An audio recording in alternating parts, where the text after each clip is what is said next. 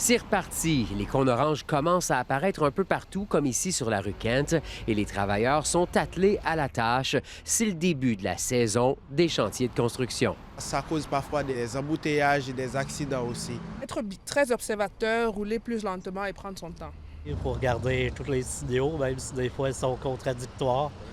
Mais Ottawa, c'est mieux que Montréal. Il y a toujours quelqu'un qui va un peu trop vite, tu sais. Joseph Le Templier travaille sur un chantier. Il envoie ce message aux automobilistes. Il y a des personnes qui travaillent, qui veulent aller chez eux dans la soirée pour voir ses enfants, puis voir sa famille. Puis, dans le fond, c'est juste prends votre temps. La Ville d'Ottawa a lancé sa campagne de sensibilisation pour la sécurité près des chantiers. Dans la capitale, il y en aura environ 700 cette saison.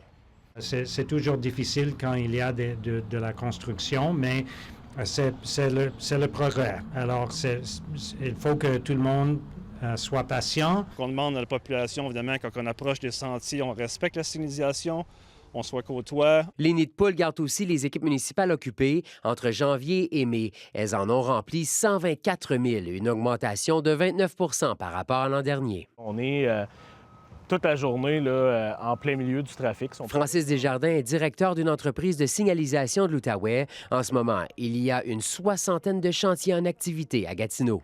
Des fois, malheureusement, on doit fermer la route pour une instance ou un petit 5-10 minutes, question de sécurité pour tout le monde, autant les travailleurs que les usagers de la route. Puis on voit l'impatience, les petits coups de klaxon, « Hey, dépêchez-vous ».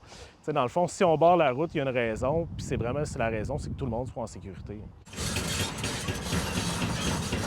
La Ville d'Ottawa prévoit investir près de 700 millions cette année pour ses projets d'infrastructure dans l'ensemble de la ville, sans compter les perturbations qui seront liées au prolongement du train léger vers l'ouest, qui a aussi un impact sur la circulation dans plusieurs secteurs. Ici Frédéric Pepin, Radio-Canada, Ottawa.